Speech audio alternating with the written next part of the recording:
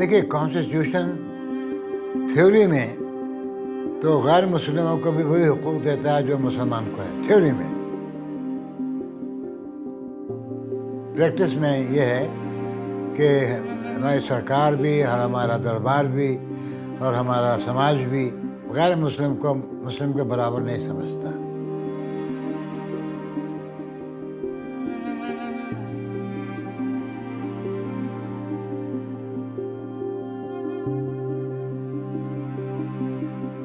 ایک تو یہ کہ عام آدمی پاکستان میں احمدیوں کے بارے میں کچھ زیادہ ہی بغض رکھتا ہے، اور ہمارا میڈیا جو ہے اس بغض کو اور بڑھا کر کے پیش کرتا ہے.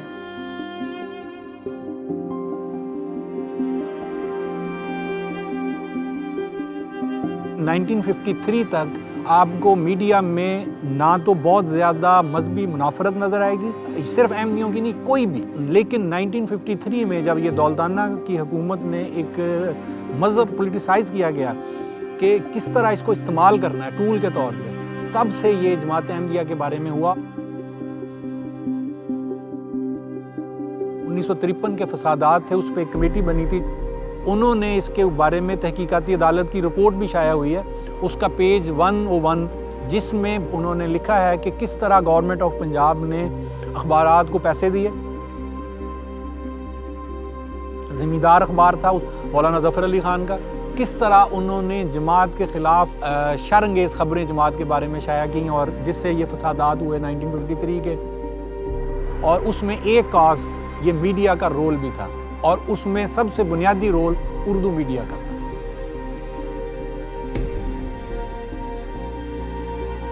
کہ احمدیوں کا مسئلہ اسی دور میں 90 سال کا مسئلہ، اس کا فیصلہ جو قومی اسمبلی نے کیا ہے، جو 90 سال سے چل رہا تھا، وہ اسی وقت میں ہوا. جناح صاحب نے تو کہا تھا نا کہ پاکستان بن گیا ہے تو سارے لوگ جو ہیں پاکستانی شہری جو ہیں وہ ایک قوم ہے، چاہے ان کا مذہب کچھ ہو، عقیدہ کچھ ہو. یہ ہے نا، کون مانتا ہے اس بات کو؟ کوئی نہیں مانتا. اور مجھے خوشی ہے کہ ختم نبوت کے سلسلے میں یہ ادنا سی خدمت بھی ہمارے ہاتھوں انجام دی، اور ایک فتنہ جو ایک عرصہ سے ہماری صفوں میں بویا گیا تھا، اس کا قلع کما ہو چکا ہے. more than 280 murder ہو چکے ہیں after 84 faith بیس. میڈیا میں رپورٹ نہیں ہوتے. انہوں نے آہستہ آہستہ ہمارے لیے اپنی سپیس کم کر دی. کہ اس کے بعد تو پھر یہاں تک ہو گیا کہ پھر مجبوراً ہمیں کہنا پڑا کہ ہم میڈیا ٹیررزم کا شکار ہیں.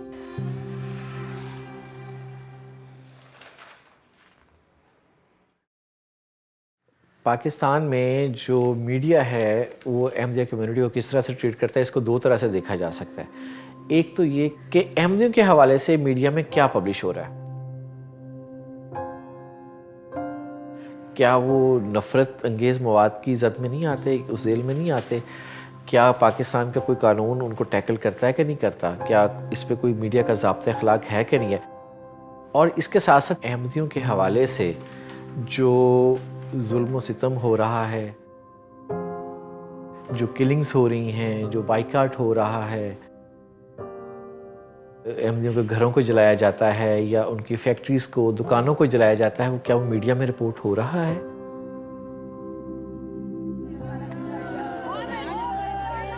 اور میں کھل کر اس فارم کے ذریعے اس دشمن کی پہچان بتانا چاہتا ہوں، اور وہ پورے پاکستان کا دشمن ہے. اس دشمن کا نام ہے فتنہ قادیانیت. ختم نبوت کے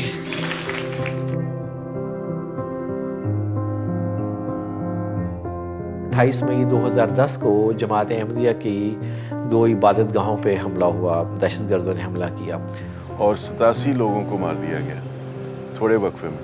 اس کی رپورٹنگ کس طرح کی، ان کو کہنا ہی نہیں آ رہا تھا کہ یہ جگہ کون سی ہے.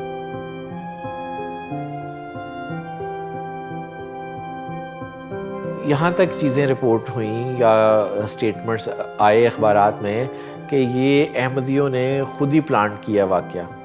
ایک یہ بھی آیا کہ کہیں یہ ان کی آپس کی تو کوئی لڑائی نہیں ہے. ہماری پریس کانفرنس تھی اس روز، हमने बताया कि ये क्या वाक़या हुआ, वो प्रेस कॉन्फ्रेंस आज तक ऑन एयर नहीं हुई, सारे चैनल्स ने कवर की। तो यहाँ थ्रेट्स इस लेवल के हैं।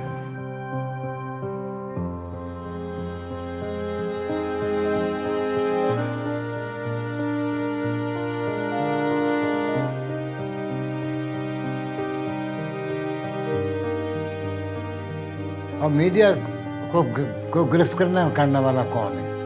आप ये देखिए कि एक अहमदी को कल पेशावर में गोली मार दी, उसकी हिमायत में बोल नहीं सकता कोई।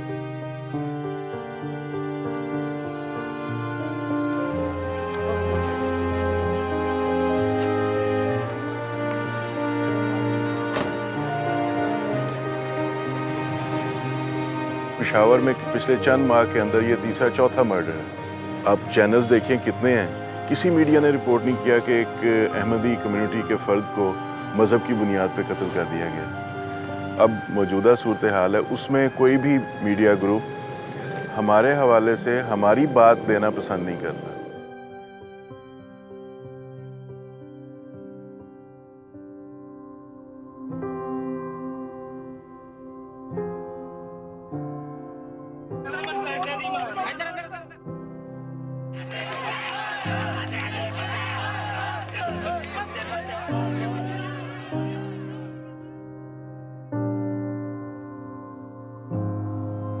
एक तरफ तो ये कि हमारा बयानिया नहीं आता, फिर हीरोज़ को निकाल दी। पाकिस्तान में अगर चंद काबिल फ़ख्र पाकिस्तानियों के नाम लिए जाएं जिनकी वजह से वतन अज़ीज़ का नाम जो है आलमी बरादरी में इज़्ज़त और वक़ार से लिया जा सकता है, तो उनमें डॉक्टर सलाम का नाम सफ़े अव्वल में नज़र आता है। पहले नोबल लॉरिएट हैं पाकिस्तान के भी।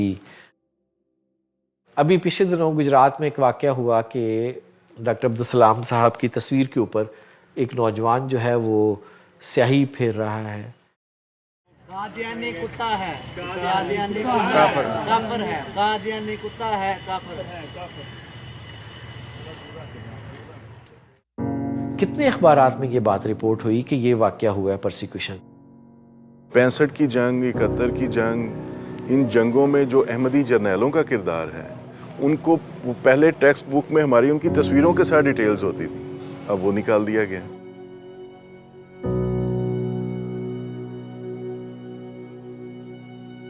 सर ज़फ़रुल्लाह खान साहब का नाम है, जो पाकिस्तान के पहले वज़ीर ख़ारजा थे।